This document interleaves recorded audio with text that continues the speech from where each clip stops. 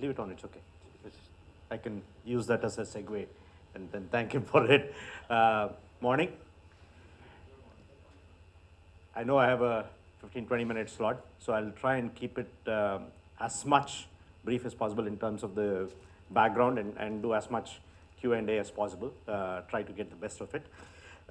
2 minutes on why I think I have, I can speak on this particular subject, having been through this. And I know he quickly ran through, but I'd like to kind of work through how long I've been playing, and it kind of shows up in some ways. So as was said, I started my entrepreneurial journey, built my first company in 1994, probably India's first ERP consulting company. Bought out by Oracle in 96, that's why it showed up as 96 as an Oracle. So this was before angel investment was a term and before VCs were playing around. So in that sense, I've been working in this area for a while now. 96 to 2003, I was responsible for setting up Oracle's complete offshore divisions across the world. And that included, for them, in those days, offshore included Canada, right? So if you think about it, it's Canada, Eastern Europe, South America, and India. That was the structure for offshore. Ran that till 2003, and 2003, we saw the .com, we saw the Y2K, and we were seeing the shoots of the .com, and in some cases, it was already starting to work through as in the time frame that Ashu mentioned, 2001 to 2003. Three of us got together and started probably India's first incubator called Erasmic Consulting. Have anybody heard of Erasmic Consulting? Yeah, all right, thanks. So it's still, I can still go back and say we are still remembered. Erasmic Consulting later on, so Erasmic Consulting as an incubator, we incubated about 7 or 8 businesses, right? The well-known businesses that are still standing and that was incubated in those days, give you 3 or 4 names that you'll probably recognize. Mu Sigma, Dheeraj Rajaram, so Mu Sigma was incubated out of Erasmic Consulting. Common Floor was incubated out of Erasmic Consulting in those days. Mintra to a certain extent, because we kind of pulled that together and worked through. There is another company called Newware that's still out, if you have seen the name, incubated out of Erasmic Consulting. So we did about 6 or 7 incubations. And why am I giving you this is you know, as somebody who's been looking at incubators and seeing what happens in that space, I probably have a dozen years of experience, and that what gives me the ability to stand up here and talk about something, right? So much before Sunil started the YourNest and the, so Sunil Goel is the one who started YourNest structure. Now, unlikely that you may think, Erasmic went on to become Axel Venture Partners. Why am I giving you as an unlikely point is, you would think that somebody who's investing and who's doing incubation at that level with those kind of group of people, and there are 3 of us, Prashant, Subrata, and I, you'd think that we would kind of make that as the mainstay of business, but we did not, right? And you have to think back and work through. So Axel, obviously, if you look at the portfolio today, has a lot of the things that were still done out of that. Though we don't talk much about it. For example, one more incubation that we did was Cartizone, right? You would have heard of Cartizone. Why is that? Because we realized that in some ways we were ahead of time when it came to incubation, right? And what do I mean by that is that there are 4 pieces that an incubation or incubator is supposed to work through. The first piece that all incubators talk about is the value, I mean, all 4 kinds of value add an incubator is supposed to do, right? The first kind of value add an incubator will put, its kind of low-hanging fruit is I'll give you space, correct?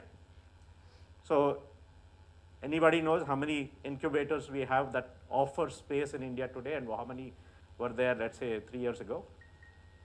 Any guess? Some number.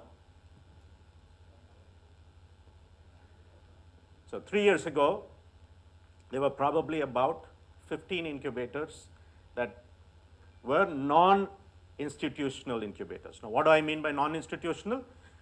There were about 40 incubators that were institutional incubators. These were including the RTBI, Rural Technology Business Incubators. This included the Tenet Incubator out in IIT Chennai. This included what was funded by DST, Department of Science and Technology, as incubators in educational institutions and structures, right?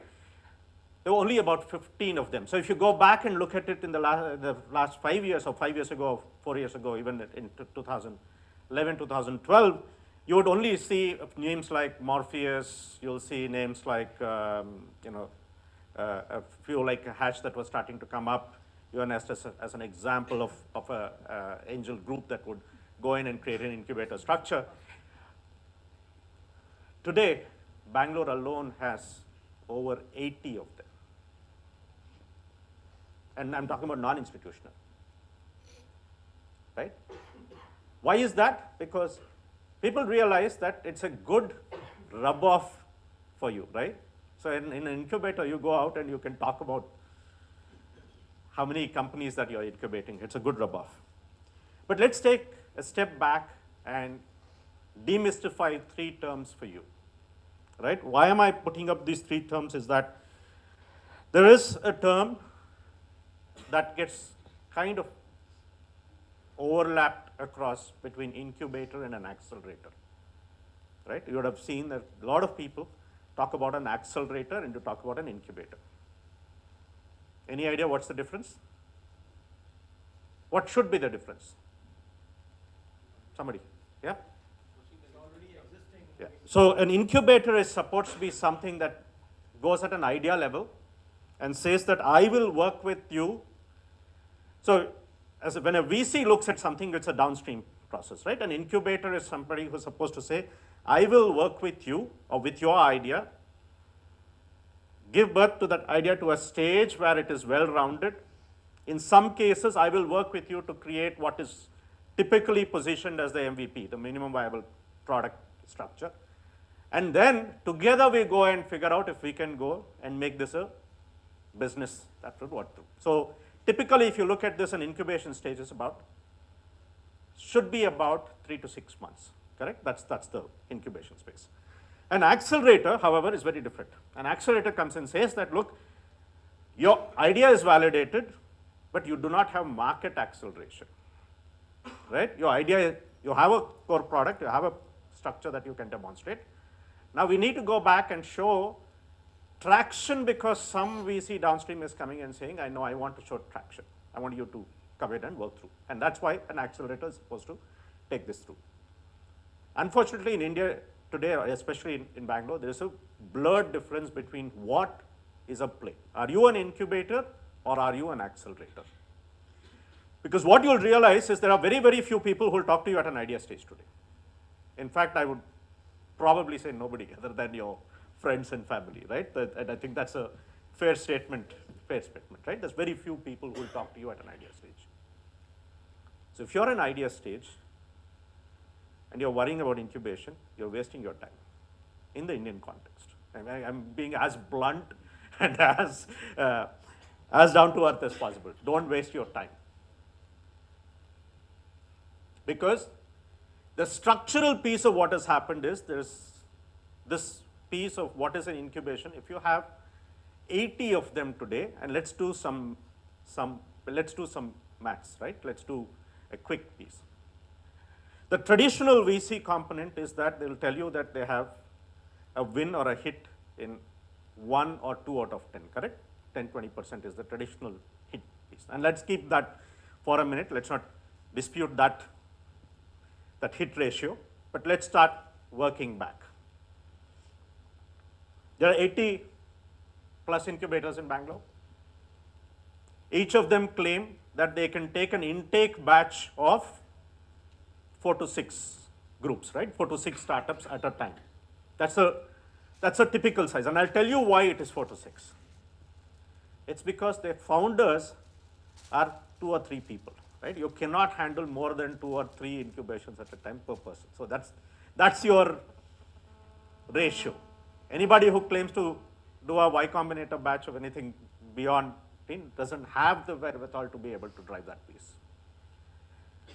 So 4 batches or 3 batches a year, 4 to 6 startups a year. So roughly about 20, 25, let's keep it as 25, good to calculate, or even 20, good to calculate, easier to calculate, into 80, right? So 1,500 plus. How many do you really think will hit a Series A? Because a lot of these incubators are in the process of making you win while they win. And they will only win, please remember this, they will only win if they take you to a Series A or an angel group to fund. Even if you took the 1:10 option, do you see 150 people going into a Series A today on an annual basis out of Bangalore? And that tells you where the problem is. Right? Because there is far more frothiness in the market than what the systematic demand supply supports in the market today. And I'm talking about Bangalore. I'm talking because we are working through this. And Bangalore is the biggest ecosystem for this, by far. Delhi is more the Snapdeal kind of equivalent, the structure, but if you're talking about tech, then Bangalore is the ecosystem for this. So how do you navigate through this process and go and figure out what is it that you want? First and foremost, ask yourself the question, why are you being an entrepreneur? And I know this kind of comes back to what he's been talking about. Because here's the reality, right? And I'll come back and tell you what it is, because it's not that we work through this piece. My first ERP consulting company, external investment, 0. Bootstrapped. Exited to Oracle. Second company, Collatebox, which I did, in fact, this is something that we incubated out of Erasmic. I was supposed to be an interim CEO for about 6 months until we found a CEO. Unfortunately, we couldn't find a CEO. So I ended up running the show for a long time because we couldn't find an appropriate person who would come in and take that through.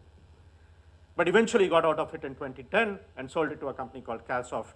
So I was able to kind of extricate myself and work through. Bootstrapped. Right? So the first question you have to ask is, what is success for you? Unfortunately for us, raising funds seems to be the factor for success for an entrepreneur. I'm very sorry, it is not raising funds. It's doing business and building an enterprise. Right? Solving a problem, building an enterprise is an entrepreneur's first job. Unfortunately, we are measuring that with your ability to raise funds.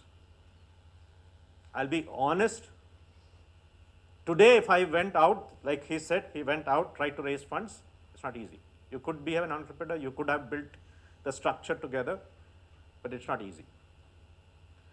So don't start with an assumption that you're going to go work with an incubator or work with somebody else and you're going to raise funds. Start with the assumption that you have to do the first sprint on your own steam. Right? You have to get to your first sprint on your own steam. Then start playing through the other components. Because there is, although people talk about incubation, there's very, very little incubation happening in India today. And I'm extremely honest, so I know there are maybe a few incubators around claiming to be different, but this is the reality because the numbers don't stack up. Right? Now, the whole of this is not to disappoint you. Right? Because there is an advantage of going and doing the first 3 months, the first 6 months on your own. What is the advantage? The first advantage is you're failing small in your mind. You're not failing in the market. Please remember the first bit of money you take from the market, you are starting to ride a tiger. That's what it is. The moment, ask any entrepreneur, and they will tell you the moment you take the money from an external person, you are riding a tiger. What does it mean? There's one component that you had control. See, did you have control over the market before you became an entrepreneur? No. Did you have control over the people who were going to work with you or your thing before you became an entrepreneur? No. You kind of came together. There was one thing that you had in control before you became an entrepreneur. What was it? You had time. The moment you take money from an external person, you have lost that one piece that you had control over. It's as simple as that. Right? Please go ask anybody, any entrepreneur, what is it that they have lost in the process, or what is it that they have come under pressure. The moment they will tell you that it is not so much about all the other things, pressures, everything else boils down to one single component, it is time. Because you have to crunch, right? So when you are enjoying the first 3 months of your process and thinking through and working through, don't super crunch it. Because if you super crunch it, there is going to be a VC who says, hey guys, fail fast. Have you heard this term, fail fast? I don't believe it's applicable to India. Period. Why do I not believe it's applicable to India? I can take a US model, I can say Uber of India, I can say Indian version of this, and then put a logic around fail fast. India market does not allow you to scale to a level where you know whether you have failed or succeeded. It takes a certain period of time. The momentum in India is much larger than what you would expect, right? And at this point, I'd like to kind of break a few myths around, right? And just for you to understand this piece. So let's take the 3 examples that Ashu was talking about. Flipkart, Snapdeal, Freecharge, right? So let's take the first 2, Flipkart and Snapdeal, because it's something that I know about. When do you think they started? So what's their big growth? You all heard about it in the last 3 years, 5 years?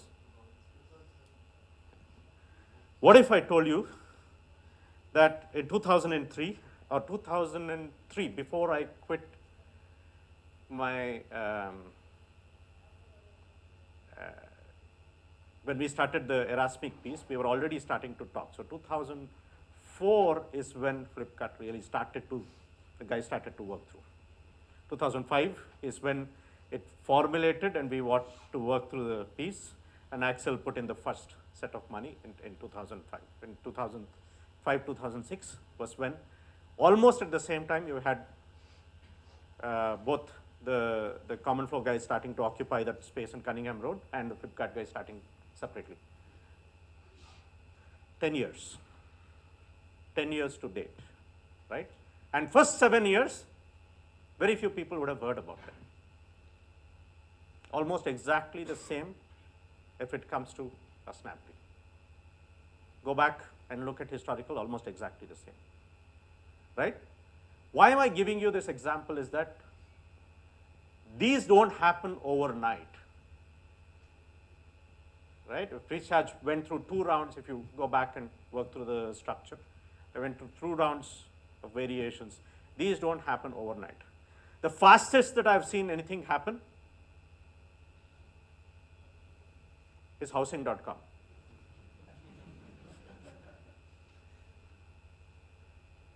And that's a year and a half, less than a year and a half, less than 2 years. I'm not too sure. Why am I giving you that piece of I'm not too sure is I don't know what that space is. That's the reality. And I've been playing in this business for long enough to make that kind of statement. and still stand up and say, I don't know. If you're building something and you're building it to last, work through the first 3-4 months is the most crucial part of your time.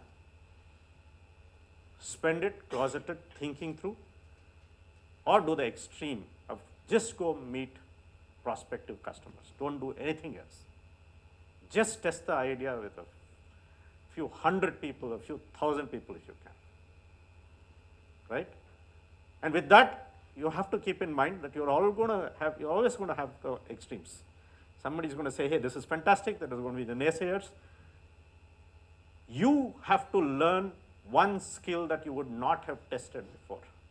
And that skill is to hear everybody out and go and figure and to say which one are you going to listen in on. Not hear them out, listen in on them. So if at some stage you go look up my Skype and my Google, whatever else that you would find, you'll find the statement. Because I think that as an entrepreneur, there are two things that you have to do in the first 3 to 6 months. First, hold on to time because that's your most precious piece before you raise external fund. And second, talk to everybody. Hear everybody out. But understand how to differentiate between hearing somebody out and listening to somebody. And that's a skill that you are bound to leverage on as you start to grow. Because that's a skill that you would find it extremely difficult to learn beyond that. Because the moment you take the money in, you are locked into merging hearing and listening to one. Either it's your board telling you this is what it is, or your investor telling you this is what it is, or your employee saying, I don't want to do this. If I don't get this, I'm going to go quit and do something else, right? So you're merging those two components, you've lost control of two of your most important characters that you have to work through, right? So why am I giving this as a part of a talk, supposed to be a talk on incubation? Why am I telling you this when I'm supposed to be talking about incubation?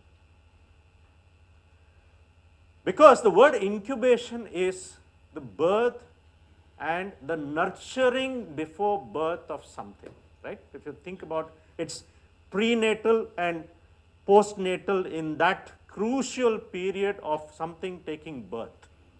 That's the word incubation is all about.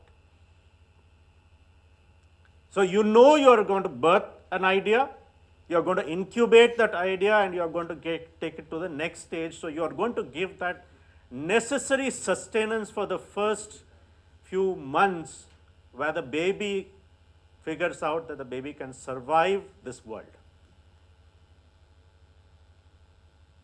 All that incubation happens in your head. If you are a product incubator, all that incubation, and repeat again, does not need external space. It needs space inside your mind. Right? All that incubation needs your validation and goodwill and support of the people that you already know or customers you can go back and reach and say, I'm planning to do this, what do you think? And meet those 50 or 100 people, because that's the exposure that you are going to work through. After you have done that, you want to go in and figure out, yes, I've validated all this, my idea is still solid, I need to know what is the piece. Then there are 4 things that you should evaluate an incubator for. And the least value add, I've got everything else, I need to go figure out a shared office space, 100 plus places in Bangalore, all the way from something like a GinServe to Microsoft Accelerator to anybody else, right? And then I can give you names, but it's easier. Just go do a Google search, you'll get the piece. But the problem with space, and keep this in mind, is you're better off taking a small cost space and working through The only thing that I would advise you to go for space is depending on, it's not like when you choose a college. Why would you choose a college over one college over other college? One is the reputation that it has because it's giving you the opportunity. The second, and it's in most cases, think about it, it's never about the teacher who's going to come and teach. Think about it, right? It's all about who is your peer who is going to sit next to you and who are the other people that I want to interact and work through. That's more important than who's going to come in and teach you, right? So if you're selecting a location, a space, then your first criteria should be who are the other peers who are using this space? Would you respect them? Would you want to co-work with them? That's it. Don't worry about all the rest. Sorry? Yes, it's your peers, the people who are going to go, because that's your nurturing environment, right? So if you go back and look about it, if you're going into in a hospital, the word incubation comes from that kind of context, right? You don't go put it out in the open. And what are you looking for in the facility there? Is what kind of structure, what kind of nurturing are you going to get with that workers, right? That's the lowest hanging fruit. There's nothing else that you're going to get in return, right? And you know there's nothing else that you're going to get in return. Don't dilute your equity for that kind of structure. Or even if you do a very, very marginal piece, because it is the least of the value add that anybody can give you. The second value add they will give you is what I'm talking about, I call this as SST, right? Space, services, and time. I'm just going back to picking the word on time, right? So the second thing they'll give you is services. What is services? They'll say we have a set of people who are good in accounting. You don't have to worry about company incorporation and accounting. Come to us, we'll give you that piece. We have a lawyer on stream who can do all your company structuring, whether you should do an LLP, whether you should do a private limited company, whether you should do blah, blah, blah, how do you structure it, what is your ESOP plan, there's a template for that, right? All of them come with that kind of stuff. Second level, services, don't worry too much, it's a one-time piece. You can always pay for that and get some advice. This is the low value again. So what is it that you should really go to Incubator for? You should really go to Incubator for is the time and the time share that you are going to get from the mentors. And at this point, I will also want to talk about mentors. Do not go to a place that lists a series of mentors who don't have time for you. Not worth your, right? Please look for a word called coach if somebody is willing to put that up. Because that's the difference between mentorship and coach. In a game scenario, I know Samuel is probably going to come here and speak, so think about it. Coach is very different from a mentor. A mentor is somebody who says, you have to do this, go ahead and do this, and I'll sit back and watch. A coach is somebody who's done this before, who's willing to run with you and train with you, right? So if you are going to train yourself, a coach is somebody who is willing to run part of the distance. May not be able to run the race himself or herself, but is able to go through that piece. So pick a coach if you can, right? But pick the time of those individuals if you can, and what is it that they are referring to. Because in the end, the equity that you are paying is only for that, right? So we kind of come to the last bit where I'm going to throw it open for discussion, is you have the incubators, the accelerators that actually charge you a certain fee for incubation and acceleration. They charge you a percentage of your equity, right? You're supposed to give up some equity. In some cases, they charge you a services fee. In some cases, they don't. If you're funded, they'll try and charge you for a services fee because it's coming out of some funding piece. In some cases, they will tell you, I will get you funding, but I will take back part of that funding as for providing those services. So watch for that fee, right? Do not pay more than what you think they will do for the first 3 to 6 months. Because the reason is very, very simple. If they can't add value in the first 3 to 6 months, then either you're out of that batch, which means that you have to fend on your own, or if there's no value add in that process, you have never gained anything at all out of it. Okay? So watch this structure, because this structure, I think, is getting more attention than what is due. Because as an incubation, as a thought process, has existed in our environment for a long time, except that we have not really worked through this piece. Anybody who's worked in an industrial case always realizes that the big brother in that particular industrial tool always has an ancillary unit that they develop and work through, right? So even way back in 30 years ago, when I passed out my engineering and went out, I worked in an ancillary company of HMT. What did it do? It was nothing, no different. It's saying, I'll give you space, I'll give you some structure, I'll let you work through, but you are supposed to supply only to me. Ancillary development is what it used to be called. So all the big locations around Bangalore had an ancillary unit set up, right? So structurally that has existed. If you really are looking at value, then figure out what is the vertical strength of the people who are already being incubated in that, and whether you're part of that particular vertical strength. Right? So I can give you an example. Not that I know them, but it's not that I'm propagating. But take, for example, there's a team, Chamat was here yesterday. I don't know if you've heard. Chamat is the guy who did Facebook, and today his newspaper, there's a chat Chamat has talked about. Chamat is the guy who's invested in something called a social venture, Slack, and a few other things. Why is it out in the papers? Because he's put in quite a bit of money in Easy Cash, right? Easy Tap.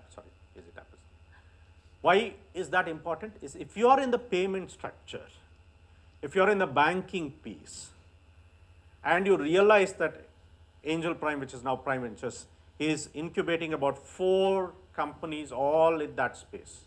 There's one which is a virtual card, like a virtual Visa card. There is one which is a mobile payment. There's one that's an Aadhaar integration to the IMPS payment structure.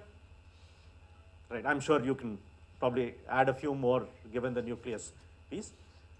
But then that's a ecosystem, that's a micro ecosystem that is probably good for you to go and evaluate.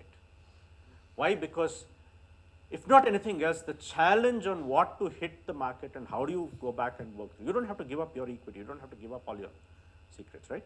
But it's a good mixture for you to go and understand what it means. So there are a few of these starting to kind of bubble up. So you have a healthcare related incubator that's starting to come up, right? And the guys like, there are guys who are working on the social side on education space that's starting to come up, where you're not going there for either one of them. You're not going there for space, you're not going there for services, you're going there to meet the right people that you can interact and who challenge you. Because that peer learning is probably more valuable than other pieces that you get in any of these places.